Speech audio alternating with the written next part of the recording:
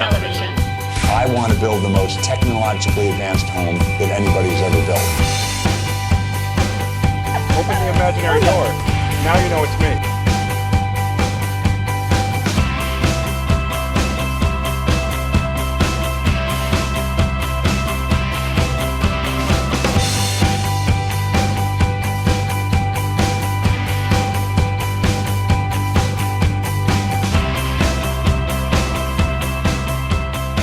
Farmstead is, it's all milk and cheese from your own herd of animals. Welcome to Chengdu, China.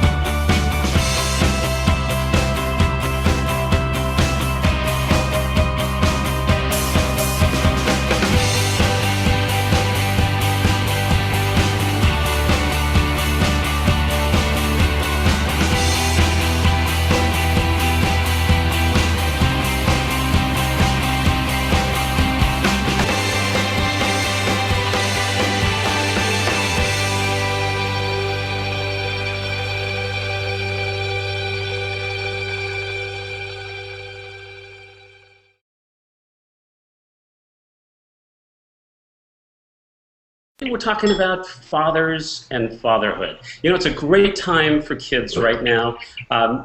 Dads are more involved than they've been for a long time, and kids are reaping the benefits of that. It's also a great time for dads because guess what? Fatherhood is good for men. So the only problem, though, is that fatherhood's also a little confusing today for dads. And that's because we don't have a lot of role models for what a father is supposed to do these days. So there's sort of a blessing and a curse. And the curse is that we don't really have models today to look to. The blessing is that we don't have models, and so that means that we can create our own models for what we want fatherhood to be. And dads are doing that. They're stepping up to the plate.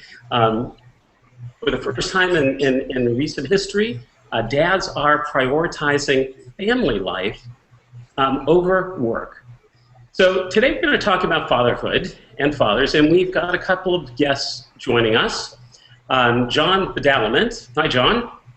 Hey, Will. How you doing, Dr. Will? Doing well, thanks. And John is the author of The Modern Dad's Dilemma. We also have joining us nurse Rona Renner. Hi, Rona. Hi, Will. Good to see you.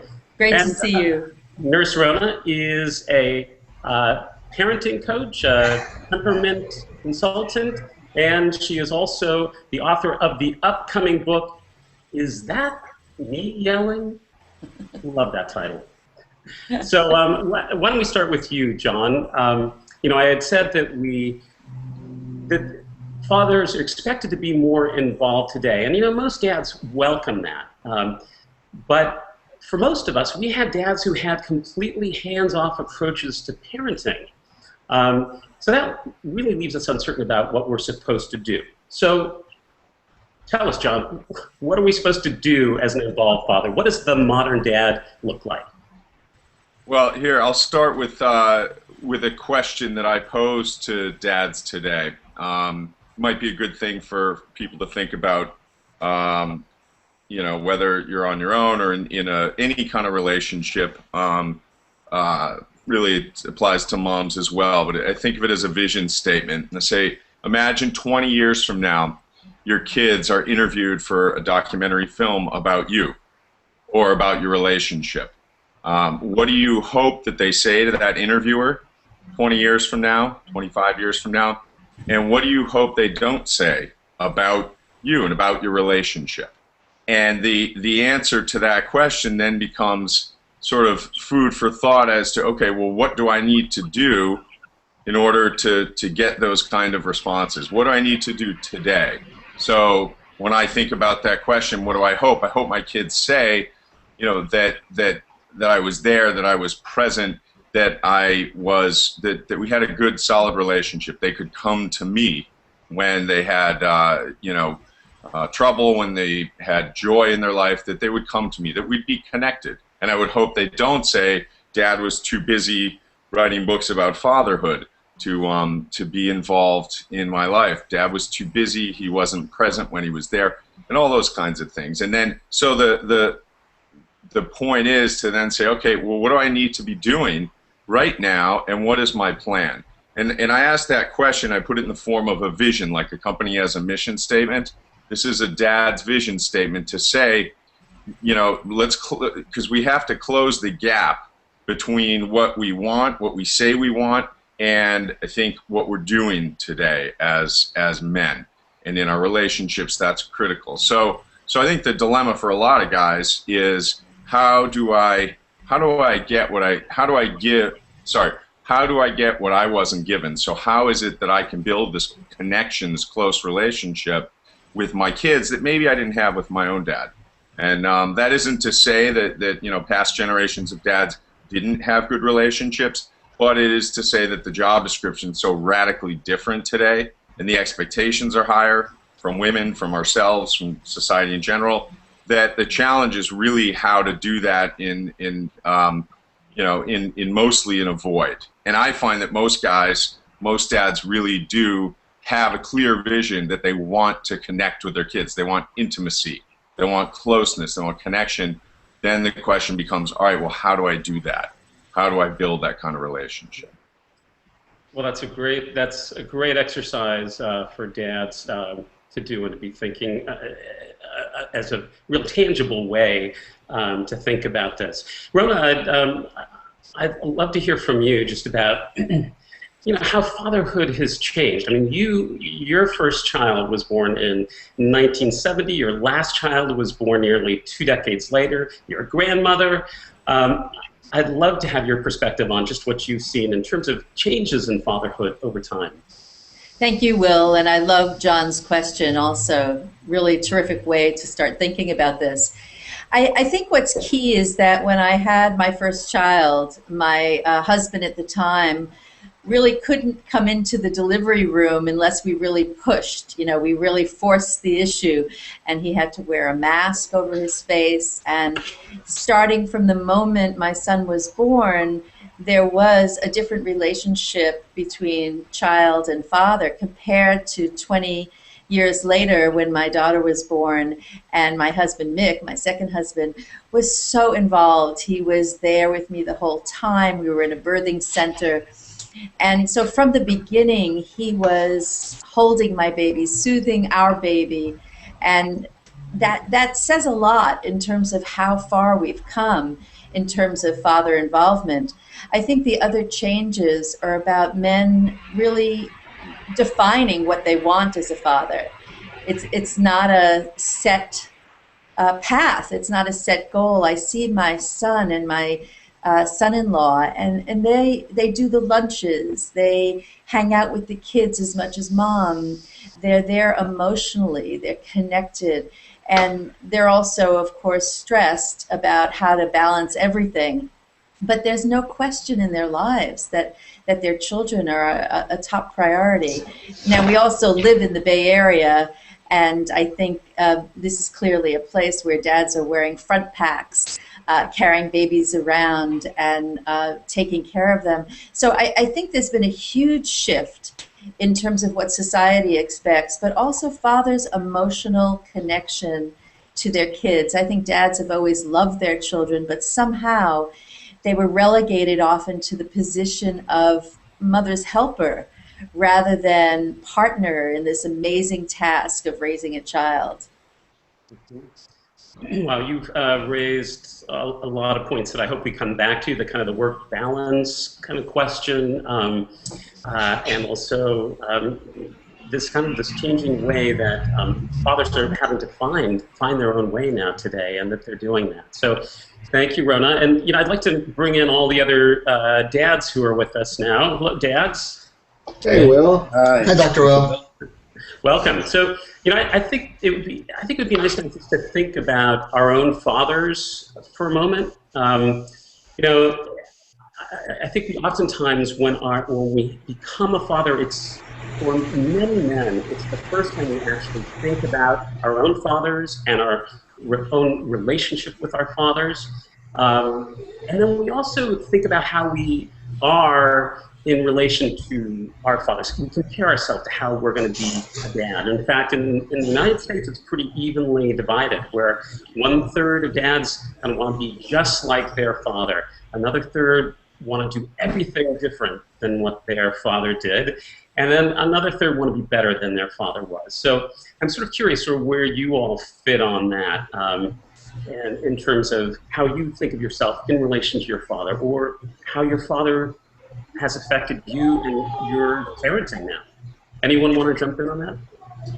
Well, Dr. Will, if I may, it really brought to mind two examples, and I probably would be more in the third of doing it better in my mind than my father did.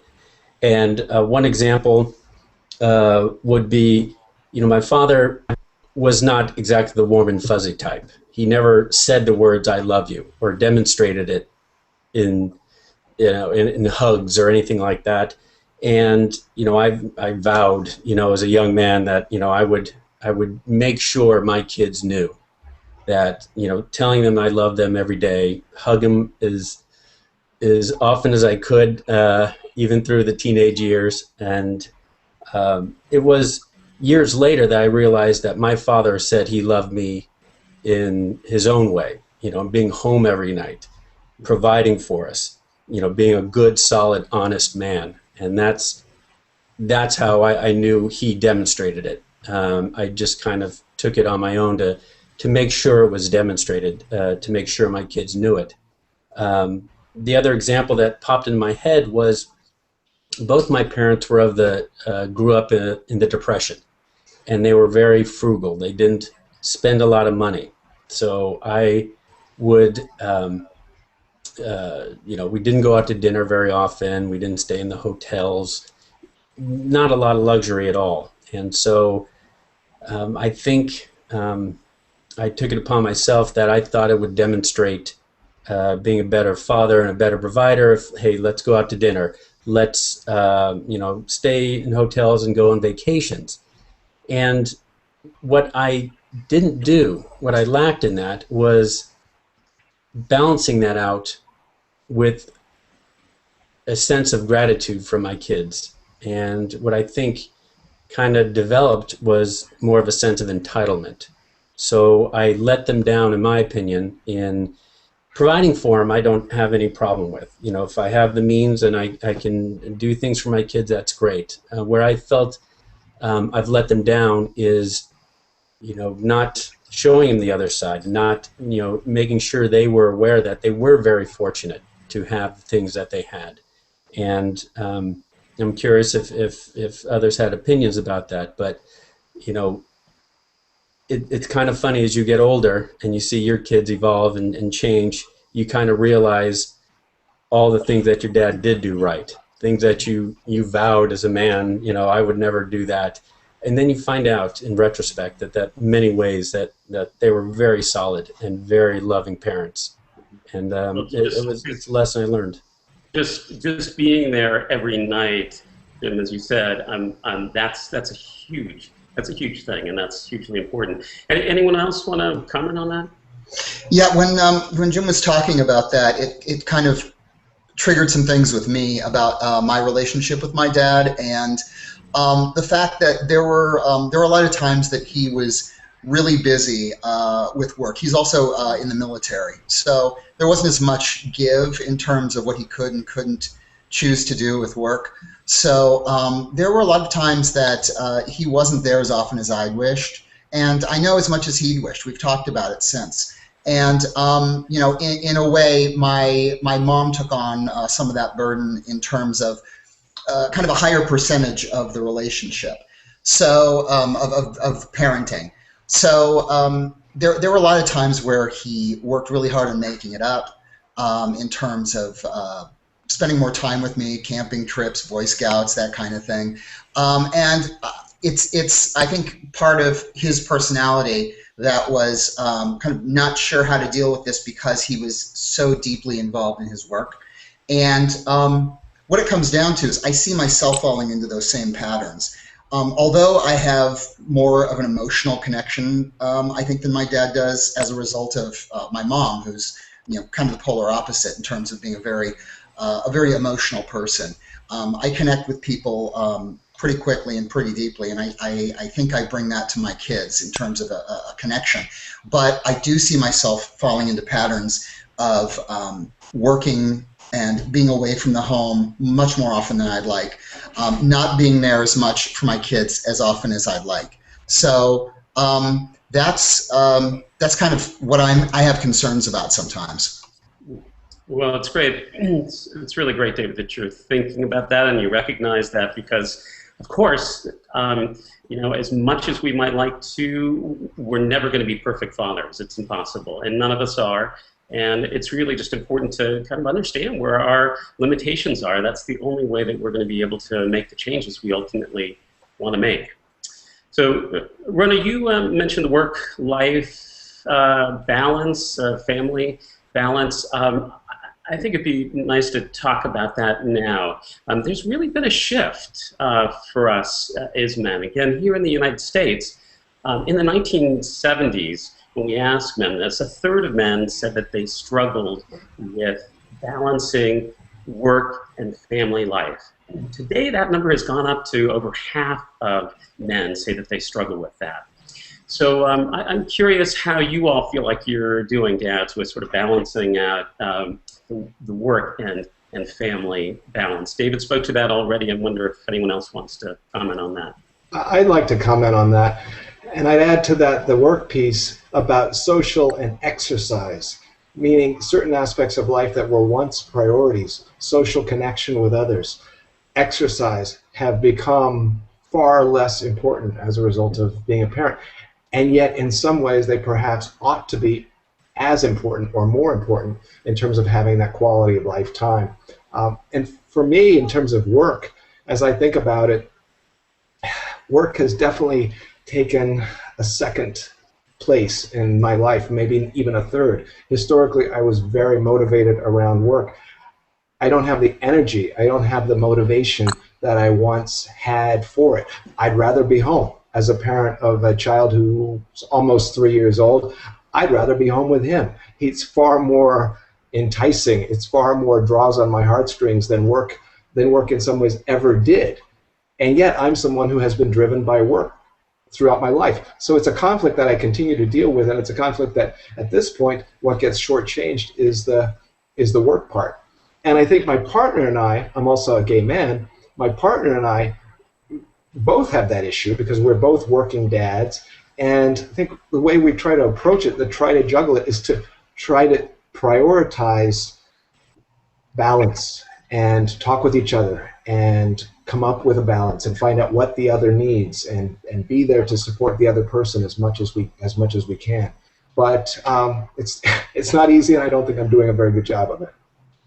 Well, and again, sort of as David said, is at least you're aware of that, and you said you're prioritizing that balance. And until we actually prioritize that balance, it's not going to happen. So that's an important start. Any other dads want to comment on the balance you try to find and how that works out for you? Yes, I would. Balance is definitely one of the biggest challenges. I have 3 daughters, 8, 7, and 19 months. And I also just started, about a couple of years now, I've been trying to get a new business venture off the ground. Now, fortunately, I get to work a lot from home, except when I'm out at meetings, but which is really, really great. But just because I'm home doesn't necessarily mean I'm available and present. In fact, I spend a lot of the time either in my own world, on my computer, or on a phone call. So that's, even on here, it's a challenge to really be present with the kids. And then what I would, years ago would have considered this to be an ideal environment. But what I found is the youngest one, who's 19 months, she has no problem interrupting me, of course. So she'll jump in my lap and, she doesn't care, which is fine. And actually, and I make it work. And then the next youngest is a little less forward with it, but she'll still kind of jump in. But the oldest is pretty much trained. So now I feel sorry for her. Like, she's got this distance because she knows I'm busy and isn't as able to interact with me as freely as the other two are. So yeah, I mean, it's just interesting that, like I said, I think I'm really appreciative that I get to work from home, but I'm still struggling with the balance issue. And as John just mentioned, the whole thing about exercise too. I mean, you're trying to fit as much in as you can, and it seems impossible. Mm-hmm. Mm-hmm. So Will, you're that majority of dads who are really struggling with that. Will, can I say something about this? I meet with a lot of parents individually, and I just want to say I don't know anyone who does this well. And I just think it's really important to acknowledge that exercise, time with your partner, time with each child alone, work, making love once in a while. There's so many things that are our needs, that are on our plate that we really need to do. And I really don't know anyone who does it well. But keeping that in mind with your partner is, I think, the thing that you can do, and reassessing it all the time, stepping back, week by week, and saying, what are we missing? Which child has been getting the short end of the stick, and just reassessing it is really important. But I just think fathers, I think maybe you'll all agree that unless your children are grown, you're going to struggle with this all the time. Well, thanks, Rona. John, you mentioned you're a gay dad, and it's interesting. We have so much research now about gay parents, and all of that research indicates that kids of gay and lesbian parents fare just as well as other kids, and oftentimes they actually fare better in just about every way that we can measure how kids are doing. But I think stereotypes and homophobia really blind us to those facts. And I'm just curious what your experience as a gay father has been like. Well, you mentioned stereotypes and homophobia, and I think that fed into me, through my 20s and 30s. When many people are looking at the possibility or prospect of being a parent, I didn't. For me, what I was coming to terms with was being a gay man. And so most of my 20s and 30s, that was the focus. I had this instinct, this sense in my heart of wanting to be a parent. At the same time, I put that aside. And it was only when I turned 40 that certain parts of me awoke. My own, as it were, biological clock started to speak, and being with a partner and pursuing parenthood and working together towards that. But it was, so I think my experience of fatherhood strongly affected by just the experience of getting to the place of being a father and saying, yes, I can be a father. Just partly why it's sometimes so wonderful still. I wake up in the morning and think, oh my goodness, I'm a parent. And it's this amazing experience that I never would have ever imagined, and yet it's my reality. So I think that's a big part of it. The other piece is the models. I grew up in a parent model of a mom and a dad, and in some ways, I don't necessarily see myself stepping forward as a dad so much as I see myself sometimes stepping forward as a parent, because in our case we have two dads, and so we have both the opportunity to try on a whole new ways of parenting because we're kind of breaking out of that model. And I think this offers a great deal of promise for younger generations of gay men in particular, who will come to parenting probably at much earlier ages and will develop in ways that so many gay men haven't for so many years. So a little bit of my experience. Mm-hmm. Yeah, that was interesting, just thinking about the sort of the developmental task that you were saying you had to go through, that for a heterosexual guy doesn't have to go through that developmental task of actually kind of coming to terms with being gay in what is still a very homophobic society. And we're going to be we're talking with dads all over the world are watching this. So there are places around the rest of the world that are even worse than what we have to deal with. So it was just interesting thinking about the kind of that developmental task you were sort of describing. Well, I'm sure you dads all have questions for Rona and John. Why don't we? Anyone want to jump in there with that? If I may, there was a question I had. What I prided myself on as a father was being involved. I coached their sports. I was the scout leader at their troop and volunteered at the school whenever I could, and really spent a lot of time with the kids. And what I realized, though, was what I failed to do was establish real, solid, honest communication with them. Their mother kind of filled that role, and I was just there feeling I was doing, more than other dads were and participating in their lives. But when it came to the communication part, I'm afraid that a lot of my father's influence came through, and I just wasn't very open with them. And I'm curious to ask the experts here, how do you establish those communication lines? How do you build on that and instill that communication with your kids? Well, John, I know you talk a lot about that in your book, The Modern Dad's Dilemma. You want to speak to that and some of the strategies you outline for dads to communicate better with their kids?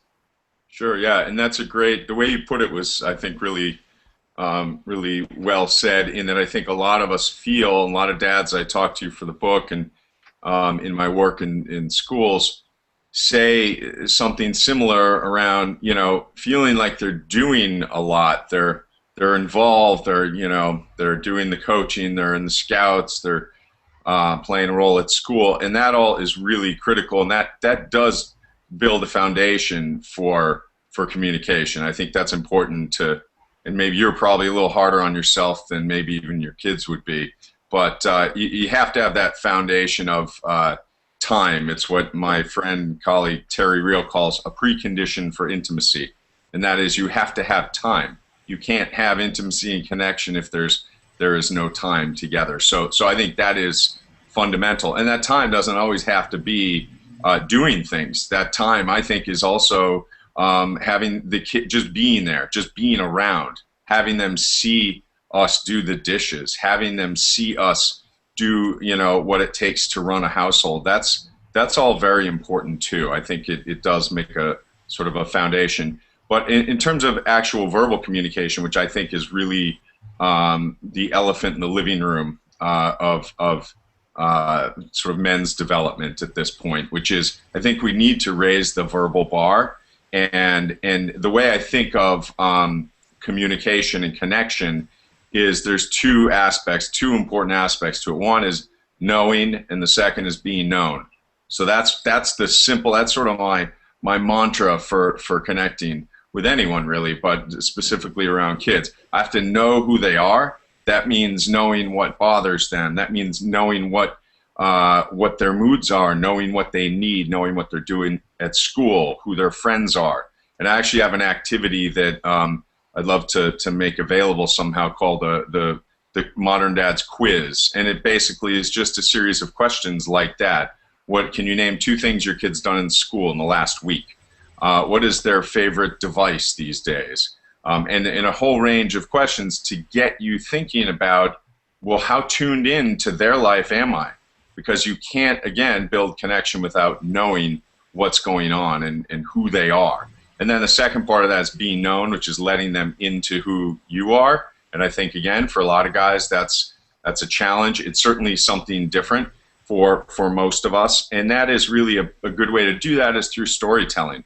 And I don't mean like taking your kids out on Saturday and saying, hey, we're going to hear about Dad's life story today. I mean things like letting them into your daily experience of how you feel and how you see the world. And again, storytelling, I think, is really, really critical. And there's a whole, sort of range of stories and at what time do you tell those stories, but essentially letting them into who you are as a person and as a man. So the concrete activity that I have for this that I suggest is called a relationship checkup. And that is just to ask a series of questions that each the child and dad answers on their own, and then you come back together and share your answers. And again, this is an activity that I can make available through evox television, which is the questions are very simple. One thing I did, one thing that I love about a relationship, one thing that I think you could do to improve our relationship, one thing that I could do to improve it, something that you do, I think, that makes our relationship difficult, something that I do. And I have two versions, one for little children. I've done this with my kids since they were 4 or 5 years old, and one for older kids. And essentially what it is it's a way to have a dialogue and really a way for the kids to have a chance to give you feedback about how things are going. In other words, to give you a sense of how well things are going. And again, something very different for today's dads. I don't know about how many of you had a chance to give your dad feedback about how well he was doing, things he might be able to do better, improvements he could make. I don't know about anyone here, but I would not, think about kind of feedback to my dad. But what this does, and this is an important point, which is this is not about giving up authority. This is not about becoming friends with your kids. I want to be very clear about that, because I think that's actually a form of neglect to do that, and it's wrong. This is about giving your kids a voice in your relationship. It's to model relationship by doing relationship. It's teaching them a language to say, hey, in a relationship, we talk about what's going well. We compliment each other. We talk about what's not going well and what we can improve, and so on and so forth. It's giving them a language and teaching them to have a voice, and that you listen to that voice. Doesn't mean that if they say one thing you could do to improve our relationship is, let me stay out till midnight, right? That might be, something you're not going to do, but you want to hear and you want to have a conversation about that.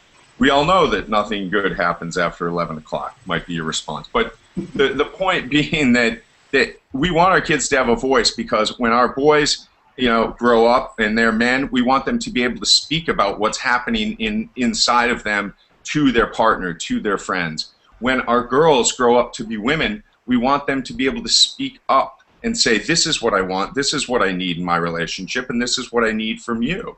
So again, to bring this back to where we started in terms of communication, dads have a real opportunity, and I think obligation, to build this dialogue early on. And it's not that hard, it's not that complicated.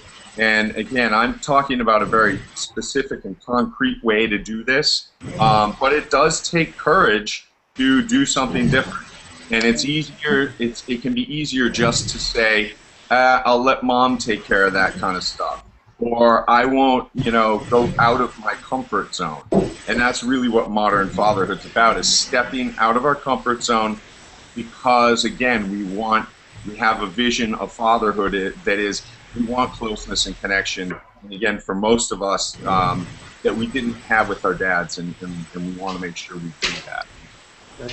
Those are great suggestions, John. Thank you so much. And we can see how we as fathers are going to grow as a consequence of doing this with our kids. Ron, I'm just wondering if you would like to speak a little bit about this as well, and also maybe this is a good time to talk about temperament and how does temperament kind of relate to it. Thank you so much for asking that, Will. I think it's really important to look at a child's style. A temperament is how we move in the world. It's how we are, and we're born this way, and we're all very different. Our children are different. And I think looking at your style, what comes to mind is my husband and my son building a fence together. They may not have talked a whole lot during that, but they built a fence together, a beautiful fence together. And a lot of that was based on their temperaments. They both like to be active. They like to do things. With my daughter, my husband would sit and talk about books. And she was much lower in activity, and she loved to read, so they would talk about books. I think You really have to look at your child's style, your style, and see how well you fit together. Because what you're going to do with one child is going to differ from another, and you may have unrealistic expectations. You may think that we're going to connect over doing baseball, but you may have a son who's really an artist. He may be a singer.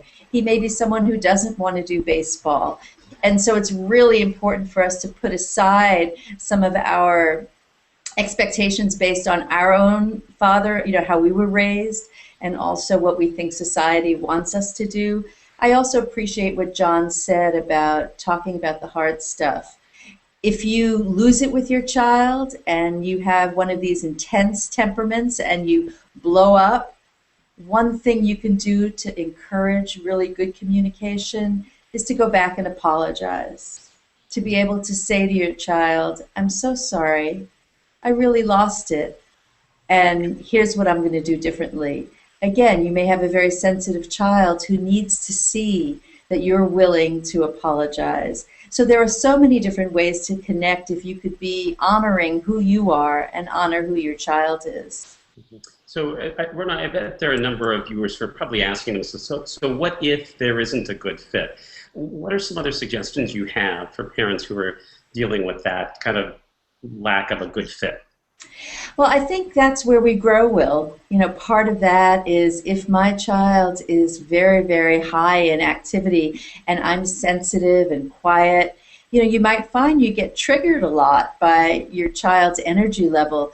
Well, that's where you have to breathe and think about how can I be with this child in a way that makes us both happy. So, for instance, you might take a bike ride. In a bike ride, you don't have to be talking a lot. You could just be biking side by side. So you're thinking about yourself, but you're also doing your very best to put yourself out there so your child knows that they're so important to you and that you're willing to meet them where they are. It would be interesting to see how some of the fathers manage that with children who are very different than them. I wonder if we could open it up to one of the dads, Will.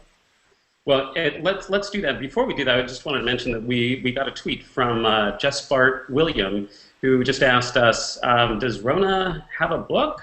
And yes, Nurse Rona has a book in the making. It's in gestation period here, but it's coming out very soon. And the book is called, Is That Me Yelling? So that's right. It'll be out in 2014. So does anyone want to talk about that lack of fit that Rona's talking about and sort of what you do with that?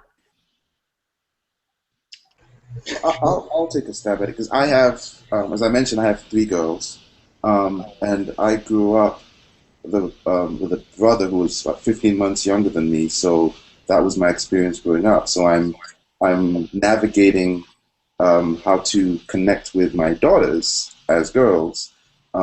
And kind of resisting the pink and the glitter and the tea parties along the way, separate from their individual personalities. So I was wondering if you had any suggestions for in that area.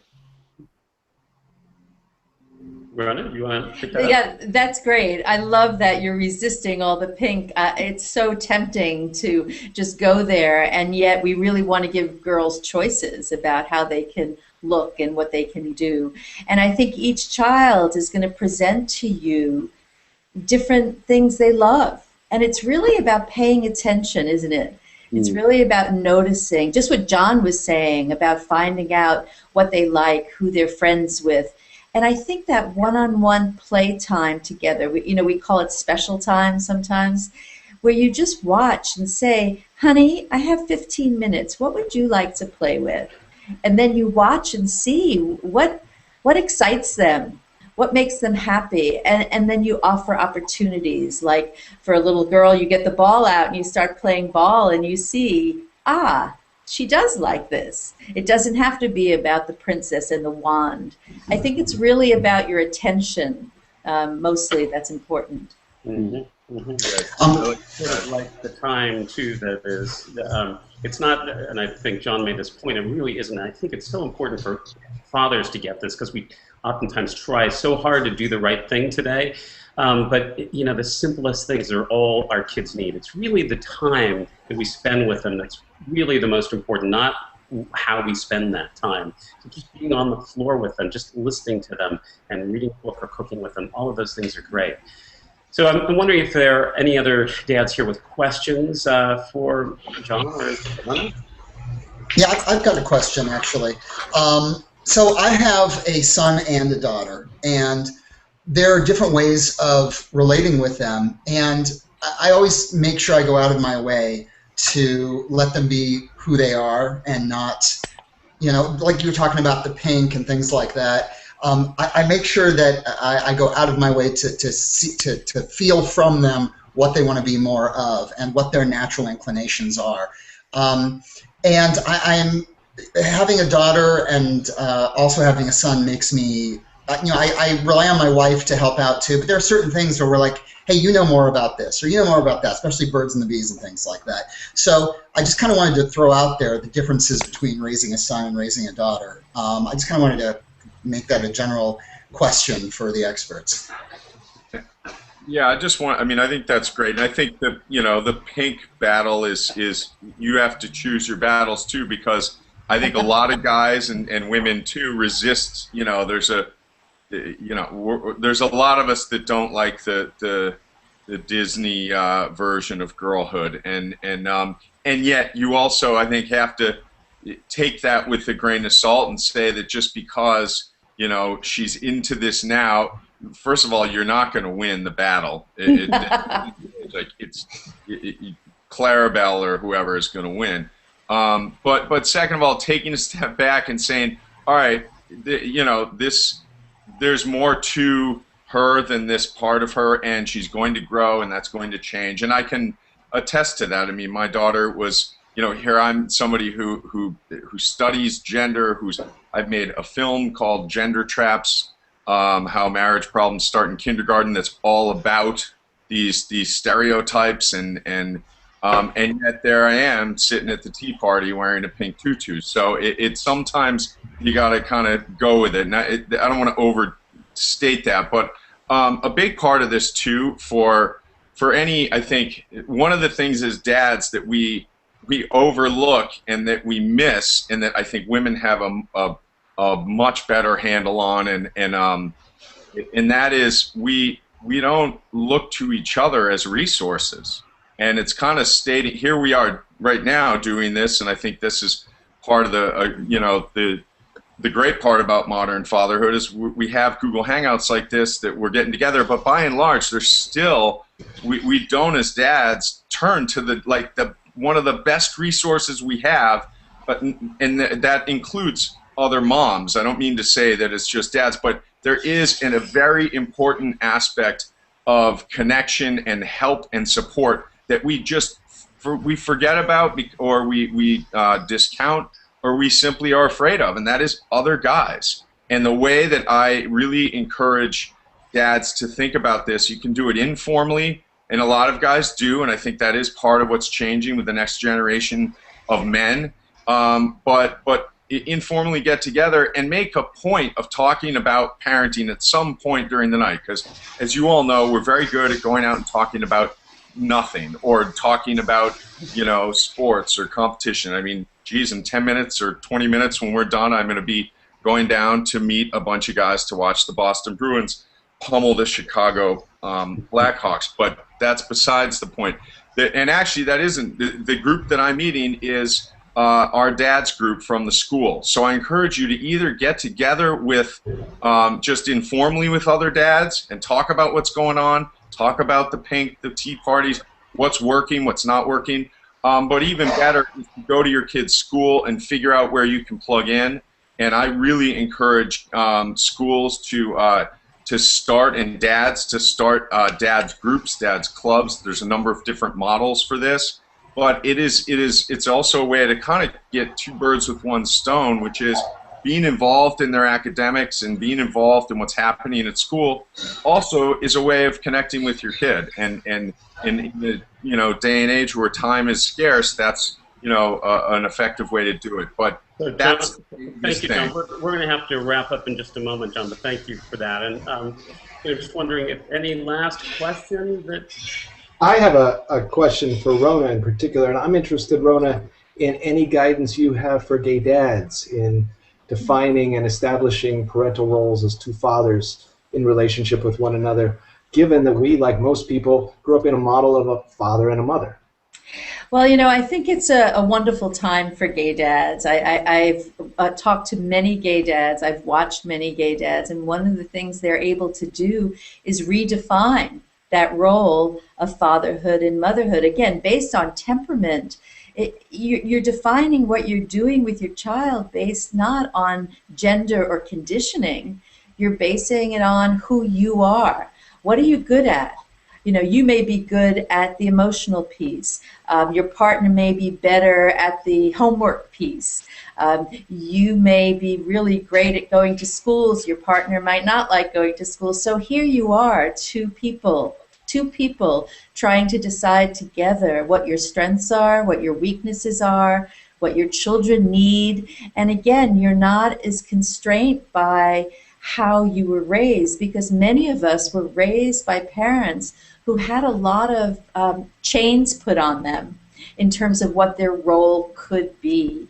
They had a lot of limitations. So I say, just be who you are and be your strength, and be in communities where you're fully accepted to the best of your ability. And again, here in the Bay Area, we're very fortunate because you will have other gay dads to talk to, and you'll thrive in your family based on your desire to do what your kids need. Thank you for that question. I really appreciate it. Well, we are going to have to start to wrap things up, and I want to thank all of you, and especially dads, for your questions, and John Badalament, who's the author of The Modern Dad's Dilemma, and Rona Renner, who is a parenting coach and also the author of the upcoming book. Is that me yelling? I do want to just leave dads with I'm